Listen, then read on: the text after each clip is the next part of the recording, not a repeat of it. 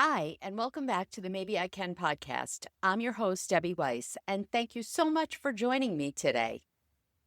This episode might be a little emotional for me, and even if my particular story isn't going to relate directly to your life, there is a message in there. So stick with me if you don't mind, because I'm going to be sharing something very, very personal today. I'm recording this on September 6th, my niece Sarah's 29th birthday. Happy birthday, Sarah. Gosh, it seems like yesterday that you were born. And more importantly, it's a particularly special weekend for me for a different reason. So it's not necessarily the date of September 6th. It is the second weekend of the month of September. And you're going to understand in a little while what I'm talking about. What I've decided to do was actually read you something that I wrote 3 years ago in September of 2022. And I haven't reread it before I'm reading it to you because I wanted it to be authentic and to be able to share my emotion and feeling with you. This is going to take a few minutes, so buckle up and listen, and I might shed a few tears and you might as well.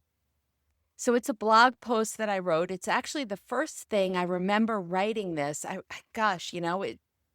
can remember exactly where I was standing, how I was feeling. And I think it's the first time that I decided to just open up a notebook and write down my feelings. And so this is legit what poured out.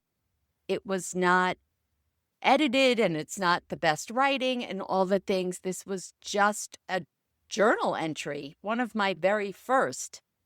And it was very cathartic to write it out. So here goes. It's called Sunday Regrets. This past weekend, I had a bit of a meltdown and realization and took my emotions to my keyboard. Here are the words that came out. Sundays used to be one of my top 5 favorite days of the year. The second Sunday in September is the opening day, at least Sunday opening day, for the NFL season, as well as the U.S. Open men's tennis final. These are my favorite sports days of the year. It also implies September is here, the start of fall, new beginnings, a fire in the fireplace, and turtlenecks. It signifies the beginning of a family tradition that started almost 30 years ago when I first met Gary. And for those who don't know, a little aside, Gary was my husband. Until that time, I was a bigger baseball fan, let's go Mets, than football, but quickly learned to love and enjoy the excitement of the game of football. Every Sunday, we would wear our Jets shirts, and I would later add earrings and socks to my ensemble, and go gather all we needed at the supermarket for our Sunday game day celebration. Sundays during football season always had a special feel. It was the one day where we put all responsibilities and problems aside to spend together as a family, rooting for our team. Once we had our boys, they joined in the fun. They each wore their Jet shirts when they were around 4 or 5 days old. Of course, early on, they had no idea what was happening, but quickly learned they had no choice but to be a Jets fan. As preschoolers and elementary school kids, they wanted to root for winning teams, which the Jets typically are not. But we explained the concept of loyalty to them. They were smart and knew they had to appear to be Jets fans while rooting for winning teams when we weren't around.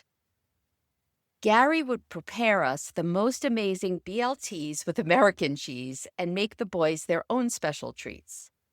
He was always meticulous in the preparation of his food. I used to pick on him for his intensity and the numerous time-consuming steps involved, but I couldn't deny that they were the best BLTs I ever ate. Everything and anything he cooked was delicious. He definitely missed his calling as a chef. Sorry, We would consume our sandwiches and the other common game day snacks as we cheered Jets, Jets, Jets, Jets. The predictability of our football Sundays made it a family favorite. Everyone who knew us knew that the Jets were our team and Sundays were our day. That is, until it wasn't. Gary's health began to slowly deteriorate when the boys were just young teens. Year after year, small pieces of our tradition faded. Gary began to no longer cook, and I didn't know how to cook, so the food just became bagged snacks. Gary would often doze during the game, so the boys would lock themselves in their rooms since their presence was no longer required. I would sit and watch while he dozed and tried to rouse him when something exciting happened.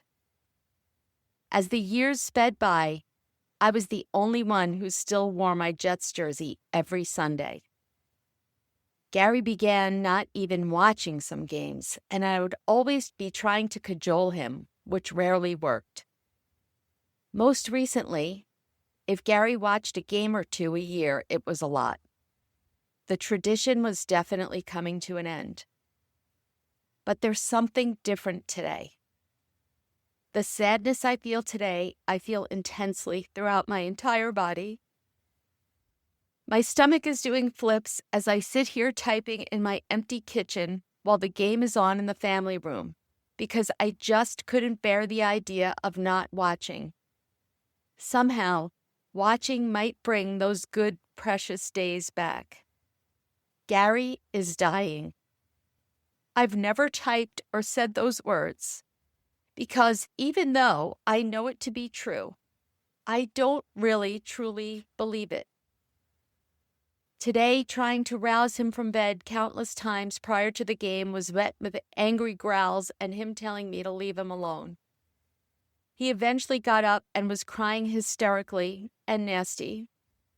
This is now typically how his day and my day begin. He does get better as the medications he swallows begin to work, but until then, it's torture. I bring him coffee, which he spills. I have to clean up the bathroom from the accidents that he had during the night. At this point, the pit is not only in my stomach, but it has traveled up to my heart.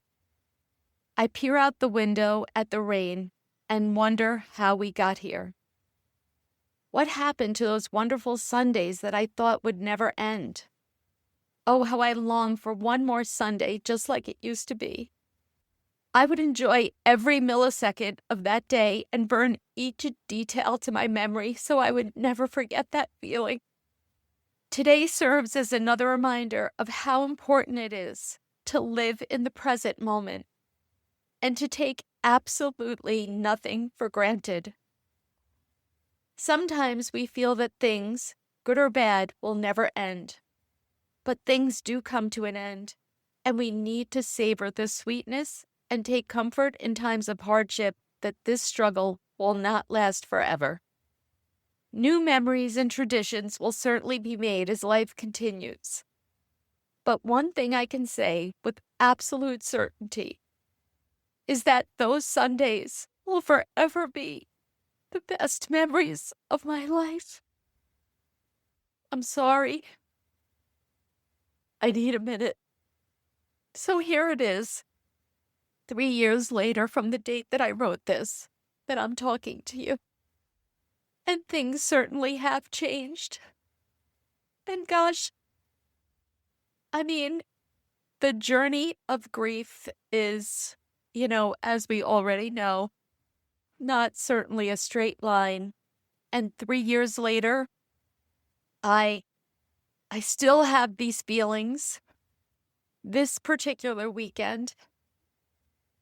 And this weekend, Ben, my youngest, is actually away, so he won't be here with me cheering the Jets on and watching the men's tennis final because he's a tennis fan like I am. But I know he'll be texting me. He already texted me today, which is Saturday, about tennis and whatnot. And Sam will be here with his friends upstairs cheering as I'm downstairs watching. And 3 years later, I'm definitely in a better place. It's hard to believe as I read that, those feelings that I was feeling, it seems like yesterday. But then I also think, boy, how far I've come in 3 years, and this journey of grief, how I felt, because I have a friend who recently lost her husband, and I can put myself back there and think how scary and unsettling that time was, particularly that first year. I was talking to another friend last night who lost his wife maybe about 9 months ago, and he was talking about all the firsts that you get through that first year, all of the first birthday, anniversary, all the celebrations. For me, the first opening day of football. And as time goes on, I guess it does get easier. And most of the time, you're looking back with fondness. And I think 3 years later, I am now certainly accepting that my life forward is very different than I once thought it was going to be. But that doesn't mean that because I'm now a widow and alone and won't have Gary with me to travel into, I guess my third act, right? I'm creating a different life, a life that I never anticipated. And yeah, it's not what I wanted. But over the last 3 years, I have not let my circumstances stop me. I've continued on, starting this podcast, writing books, creating different products, so many different things, and I'm proud of myself. I am. And I really am learning to embrace just what I wrote in there. Living in the present moment, savoring those times. I think last week, I might have mentioned it in my podcast, Ben and I went to the U.S. Open in person, the tennis U.S. Open. And boy, every minute of those, maybe we were there 9 hours, I just really soaked it in. How I was enjoying spending time with my son, and the weather was beautiful. And we were so lucky to be able to be at this event and watch some incredible players. And I just really felt grateful in that moment that we had that experience together. And I think if we can keep remembering, yes, there's nothing wrong, and we should remember our loved ones and cherish those times. But when things change, it doesn't mean that we'll never have those type of experiences again. They'll just be different. But we're not going to recognize them unless we allow ourselves to, right? If we sit there and just think about what could have been, or think about our failures, or things that we wish we had done. I was a woman on social media. She commented that she just is stuck and she can't move. It's like she's frozen. And I understand that. And she didn't really elaborate in the little comment to the video of why she was stuck, what the reason was behind that. But boy, these big life transitions, especially, whatever, it could be losing a job, it could be losing a family member, it could be you're retiring, an empty nester, getting divorced, whatever it is for you. When it happens, yeah, you are stuck. You could be stunned, right? Even if you know it's happening. I knew my husband was dying. But when it happened, boy, it was very different. Just like on the positive side, when you have your first child, you could never imagine that kind of love. And even though you know it's coming, you think you're prepared, good or bad, it's in that moment, you're a different person. And when it first happens, yeah, you're stuck. And I think that that's normal. But at a certain point, you need to start taking those little steps forward into discovering who you're going to be in this next chapter, even if it's a chapter that you never envisioned for yourself. We need to move forward. And when we start to take those small, tiny steps, right? Those little sprinkles, it's like just put one foot in front of the other. That's what it is. Every little step gives you a little bit of hope and a little bit of confidence that you see you can do it. You can move forward, even though it might be painful, even though you're in a circumstance, a situation that you never wanted to be in. It doesn't matter. You can do it. And so as I sit here, reminding myself that I can do it, I can get through this weekend, I can enjoy this weekend, and I'm going to enjoy this weekend. And even though Ben's not going to be around, Ben is trying to maybe learn to cook, even though Gary never taught him and I have no interest. And so he promised me that not this week since he's gone, but maybe next week, he is going to try and make Gary's famous BLTs with American cheese for me.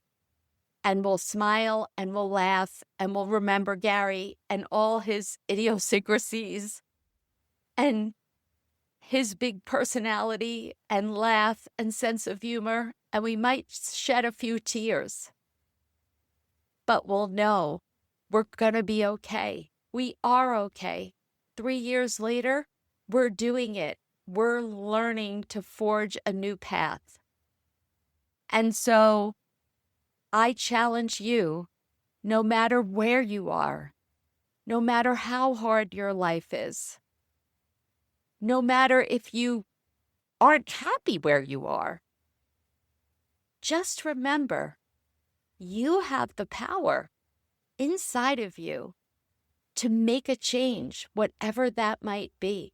And you don't have to know the direction that you're going.